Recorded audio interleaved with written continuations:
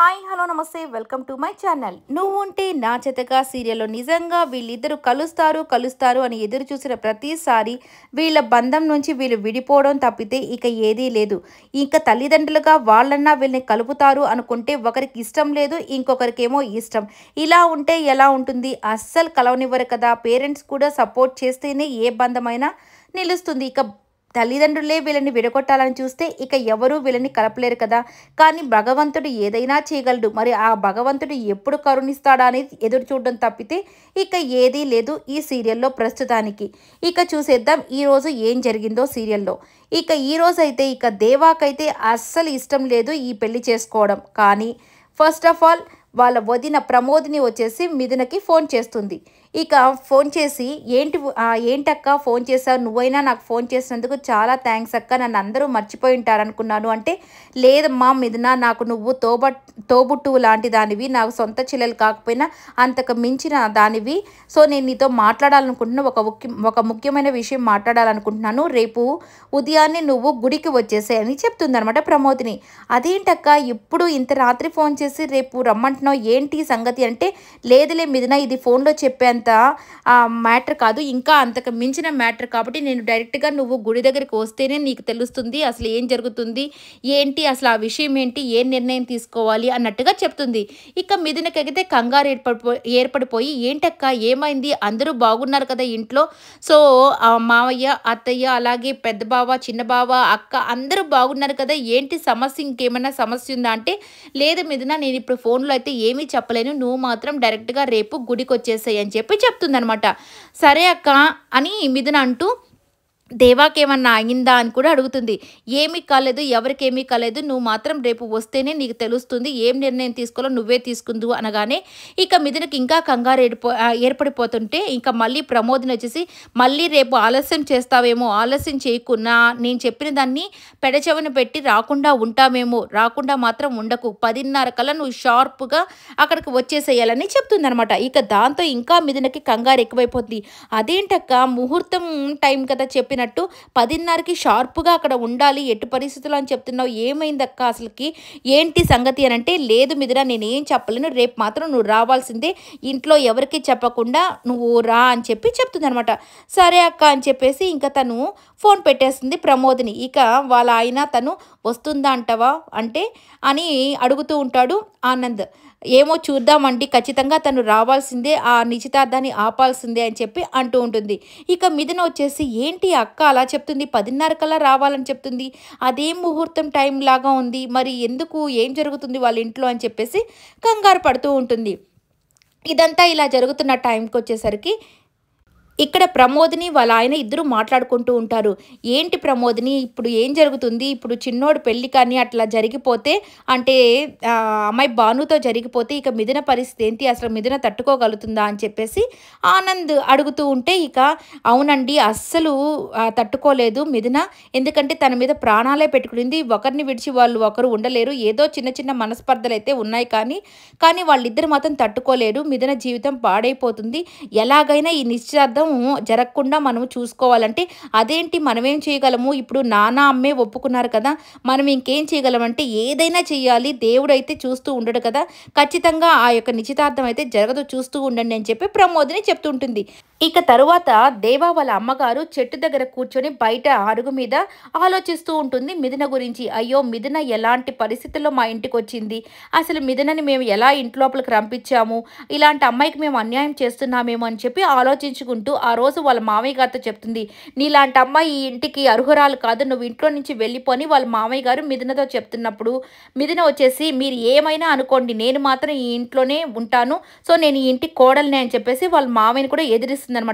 దాని తర్వాత దేవా వాళ్ళ అమ్మగారు ఆ అమ్మాయి చేయి పట్టుకొని ఆ ఇంట్లోకి తీసుకురావడం, అలాగే దేవా ఎన్నో పోలీస్ కేసెస్లో ఉన్నప్పుడు తను ఎదిరించి, నా భర్త గురించి నాకు తెలుసు, సో తను ఏ తప్పు చేయలేదు, నేను తనని విడిపించుకొని తీసుకొస్తానని తను తీసుకురావడం, దాని తర్వాత ఈమె వాళ్ళ కోసం పూజలు చేయడము, వాళ్ళిద్దరూ సంతోషంగా ఉంటారనుకోవడము, దాని తర్వాత అతను అంటే దేవా మిథున వాళ్ళ ఇంటికి వెళ్తారు కదా, అక్కడ తను ఐ లవ్ యూ చెప్పబోతున్న టైంకి తనకి బుల్లెట్ తగలవడము, ఇవన్నీ గుర్తు చేసుకొని చాలా బాధపడుతుంటుంది. అయ్యో నా కొడుకు అలాగే కోడలు ఇద్దరు కలిసిపోతారు, ఒకరి మీద ఒకరికి ప్రేమ ఉంది, సో వాళ్ళిద్దరూ సంతోషంగా పిల్లా పాపలతో ఉంటారు అనుకున్న ప్రతిసారి కూడా ఏంటి ఇలా జరుగుతుంది? ఇప్పుడు చూస్తే ఏకంగా మేము కలిసి తనకి వేరే పెళ్లి చేయబోతున్నాము. ఏంటి అసలకి మంచిదా కాదా అని ఆలోచించుకుంటూ బాధపడుతూ ఏడుస్తూ ఉన్న టైంకి ఆమె మీద ఒక చెయ్యి పడుతుందనమాట. అది ఎవరు అని చూస్తే వాళ్ళ నాన్నగారు, అంటే దేవా వాళ్ళ నాన్నగారు. "ఏంటి నువ్వు ఇక్కడ కూర్చొనున్నావు?" అని చెప్పేసి అడుగుతాడనమాట. "ఏంటండి నాకు ఏమీ అర్థం కావట్లేదు. ఇప్పుడు దేవా పరిస్థితి ఏమవుతుందో అర్థం కావట్లేదు. మనం తీసుకున్న నిర్ణయం కరెక్టేనా అసలకి? ఇప్పుడు మిథునకు ఆ విషయం తెలిస్తే మనమే ఇంత బాధపడుతున్నామంటే మిథున ఇంకా ఎంత బాధపడుతుంది. ఎందుకంటే దేవ అంటే తనకు ఎంత ఇష్టమో మనందరికీ తెలుసు కదా! అంటే నేను కూడా ఎన్నో సార్లు ఆలోచించాను. ఈ నిర్ణయం నేను ఊరికే తీసుకోలేదు. సో, నేను ఎంతో ఆలోచించిన తర్వాతే ఈ నిర్ణయం తీసుకున్నాను అని చెప్పి చెప్తుంటాడనమాట.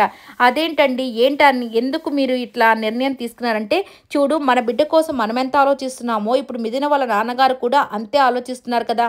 ఆయన ఒక జడ్జి. ఆయనకి ఎంతోమంది గురించి తెలుసుంటది. ఎన్నో న్యాయాలు తీర్చుంటాడు కదా! కానీ తన కూతురు గురించి ఆయన ఏమనుకుంటున్నాడంటే, మన దేవాతో ఉంటేనే ఆ అమ్మాయికి ప్రాబ్లమ్. లేకపోతే తను చాలా సంతోషంగా ఉంటుందనే నిర్ణయం ఆయన తీసుకున్నాడు. ఆయన జడ్జిమెంట్ ఆయన ఇస్తున్నాడు కదా! అప్పుడు మనం దానికి కూడా తల వంచాలి కదా! మేబీ ఆయన తీసుకున్న నిర్ణయమే కరెక్ట్ ఏమో. మన దేవా అని తన నుంచి దూరం చేస్తేనే తన కుటుంబం కానీ, వాళ్ళ కుటుంబం కానీ, మన కుటుంబం కానీ బాగుంటుందని ఆయన నిర్ణయం తీసుకున్నప్పుడు, అది కూడా మనకు మంచిదే అని అనుకోని మనం కూడా నిర్ణయం తీసుకోవాలని నేను ఈ యొక్క డెసిషన్‌కైతే అంటే నిర్ణయానికైతే వచ్చాను. లేకపోతే ఇప్పుడు దేవాకి పెళ్లి చేయలేదనుకో, ఇక మిథున మళ్ళీ దేవా కోసం ఆరాటపడుతూనే ఉంటుంది. దేవా మిథున కోసం ఆరాటపడుతుంటాడు. వాళ్ళిద్దరిని చూసి మనమంతా బాధపడతాం కదా! ఇప్పుడు కనీసం దేవా కన్నా ఈ పెళ్లి చేస్తే తన పాటికి తన జీవితాన్ని తను గడుపుతుంది. వాళ్ళ నాన్న కూడా సంతోషిస్తాడు కదా! అని చెప్పగానే ఇక నిజమేనండి మీరు చెప్పింది. సో, ఇదే చేద్దాంలే అని చెప్పి పాపం వీళ్ళిద్దరికి బాధ ఉంది. కానీ ఇక నిర్ణయం అయితే తప్పదు కదా అని తీసుకున్నారు. ఇక మరుసటి రోజు ఉదయాన్నే ఇక పెళ్లి పనులైతే నిశ్చితార్థం పనులైతే స్టార్ట్ అయిపోయాయన్నమాట. ఇక పూలు, పలహారాలు, డ్రెస్సులు అన్నీ ఆ గుడిలో సర్దుతూ అక్కడంతా డెకరేషన్లు చేస్తూ ఉన్న టైంకి ఇక వీళ్ళ అన్నదమ్ముళ్ళు ఇద్దరు అనుకుంటూ ఉంటారు. ఆనంద్ వచ్చేసి రంగాతో అంటాడు, ఏంటి నాన్నగారు ఎప్పుడు ఏ డెసిషన్ తీసుకున్నా కానీ ఆలోచించి తీసుకుంటారు. కానీ చిన్నోడి విషయంలో ఎందుకో ఇట్లాంటి నిర్ణయం తీసుకున్నారు అని చెప్పి చెప్తూ ఉంటే ఇక రంగా అంటాడు, రే అన్నయ్య నీకు తెలుసు కదా నాన్న ఎన్నోసార్లు ఒక మాట చెప్పాలంటే ఎంతో ఆలోచిస్తాడని. ఈ నిర్ణయం కూడా ఆయన ఏదో మంచి కోసమే ఆలోచించుంటాడులే.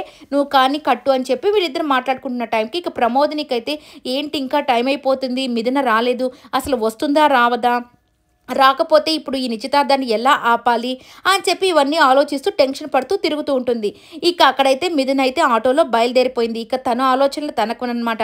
ఏంటి అక్క ఎందుకు నన్ను గుడికి రమ్మనింది, అసలు ఏం జరుగుతుంది ఆ గుడిలో, 10:30 కల్లా ఎందుకు రమ్మనింది అని చెప్పేసి తను కూడా టెన్షన్ పడుతూ వస్తూ ఉంటుంది. ఇక్కడ దేవా వచ్చేసి ఒంటరిగా కూర్చొని చాలా బాధపడుతూ అసలు ఏంటి నా జీవితమే ఇట్లా నరకం అయిపోయింది, ఇప్పుడు నేను అటు వెళ్ళలేకపోతున్నాను, ఇటు నిర్ణయం తీసుకోలేకపోతున్నాను, నాన్న చెప్పినా తను ఒప్పుకోవట్లేదు, నేను ఇక్కడి నుంచి పారిపోదామా అన్నట్టుగా తను చూస్తూ ఉన్నాడు అనమాట. ఇట్లా ముగ్గురు 3 దిక్కుల్లో ఆలోచిస్తూ ఉన్నారు. దేవ, మిథున, ప్రమోదిని అందరూ. ఇక దీంతో సూర్యకాంతం అలాగే భాను వీళ్ళిద్దరు మాత్రం హ్యాపీగా ఉన్నారు. ఈ ఎంటైర్ మొత్తం టీం ఈ కుటుంబాల్లో హ్యాపీగా ఉన్న వ్యక్తులు ప్రస్తుతానికి వీళ్ళిద్దరూ అనమాట. ఎందుకంటే భాను అయితే అక్క నాకు చాలా సంతోషంగా ఉంది, నేను అసలు దేవాని పెళ్లి చేసుకుంటానని అనుకోలేదు, చిన్నప్పటి నుంచి వాడిని ఇష్టపడుతూ వచ్చాను, కానీ తను ఎప్పుడైతే మిథునని పెళ్లి చేసుకున్నాడో నాకు అప్పుడే నా మనసు చచ్చిపోయింది, కానీ మళ్ళీ దేవుడు నాకు అవకాశం ఇచ్చాడు, సో నేను చేసేసుకుంటాను అని చాలా సంతోషంగా ఉందని అంటున్న టైంకి ఇక సూర్యకాంతం అంటుంది, అమ్మా అప్పుడే అంత సంతోషపడకు, ఇప్పుడు బంగారం రేటు గోల్డ్ అని చెప్పినా కానీ అంటే బంగారాన్ని గోల్డ్ అని చెప్పినా ఒకటే, ఇప్పుడు దేవా నిన్ను పెళ్లి చేసుకుంటున్నానని చెప్పినా ఒకటే, కాకపోతే ఎప్పుడు ఏవైనా జరగచ్చు కాబట్టి నువ్వు మాత్రం చాలా జాగ్రత్తగా ఉండాలి. తను తాళి కట్టేంత వరకు తనని ఒక కంట కనిపెట్టుకొని జాగ్రత్తగా పక్కనే ఉండి కట్టించుకునేదాకా నువ్వు చాలా జాగ్రత్తగా ఉండాలి. లేకపోతే మిథున మేడం ఎప్పుడొచ్చి ఏం చేస్తుందో అనేది తెలియదు కదా అని చెప్తే, అవునక్క నువ్వు చెప్పింది కూడా కరెక్టే, నేను చాలా జాగ్రత్తగా ఉంటానని చెప్పి వీళ్ళిద్దరూ చక్కగా రెడీ అవుతూ సంతోషంగా ఉంటారనమాట. ఇక మిథునైతే గుడికి అయితే వచ్చేస్తుంది. అక్కడ వెతుకుతూ ఉంటుంది ఏంటి ఎక్కడ ఏం జరుగుతుందని. ఇక ఇంత లోపల భాను వాళ్ళ అమ్మగారు వచ్చేసి దేవా వాళ్ళ నాన్న దగ్గరికి అన్నయ్య అని పిలుస్తుందనమాట. ఏంటమ్మా అంటే, ఇంకా దేవా రెడీ అవ్వలేదు, తనకు అసలు ఈ నిశ్చితార్థం అంటే ఇష్టం లేదేమో, అందుకే ఊరికే ప్యాంటు షర్ట్ మీదే కూర్చొని ఉన్నాడు. అంటే నువ్వేం దిగులు పడకమ్మా, నేను వాడిని రెడీ చేపిస్తాను, నువ్వు వెళ్ళు అని చెప్పి వాళ్ళ అన్నదమ్ములకి ఇద్దరికి చెప్పి వాడిని రెడీ చేయపోని అని చెప్తాడనమాట. ఇక వీళ్ళిద్దరు వెళ్ళి, రే ఏంట్రా పెళ్లి చూపులు అంటే నిశ్చితార్థం నీదేరా, నువ్వేంటి ఇలా కూర్చొని ఉన్నావు, పోయి రెడీ అవుపో అంటే, రే మీరు కామ్ కూడా, నాకు అసలు ఈ నిశ్చితార్థమే ఇష్టం లేదు, అసలు నేను అసలు చేసుకోను, నేను అసలు ఇక్కడి నుంచి వెళ్ళిపోతాను, మీకు అందరికీ దూరంగా వెళ్ళిపోతేనే నాకు బాగుంటుందేమో, ఇవన్నీ నేను పడలేకపోతున్నాను, అసలు ఈ పెళ్ళి పెటాకులు నాకు అసలు ఏది వద్దు అని చెప్పి చెప్తూ ఉండగానే, ఇక లేదురా నాన్న అక్కడ సీరియస్ అవుతున్నాడు, నువ్వు రెడీ అవ్వాల్సిందే అని చెప్పి చెప్తూ ఉంటే, లేదు నాకు వద్దు అని చెప్పి వెళ్ళిపోతున్న టైంకి వాళ్ళ నాన్న వస్తాడు. నోరు మూసుకొని ఫస్ట్ వెళ్ళి బట్టలు కట్టుకోపోరా అంటే, లేదు నాన్న నాకు అసలు ఈ నిశ్చితార్థం ఇష్టం లేదు, ప్లీజ్ నన్ను వదిలేయండి అని ప్రతిమలాడతాడు. లేదు నువ్వు తనకి మాట ఇచ్చావు కాబట్టి ఖచ్చితంగా చేసుకోవాలని చెప్తూ ఉంటాడు. ఇక రేపు మిదిర కూడా వచ్చి చూస్తుంది, ఏం జరుగుతుందో చూడాల్సి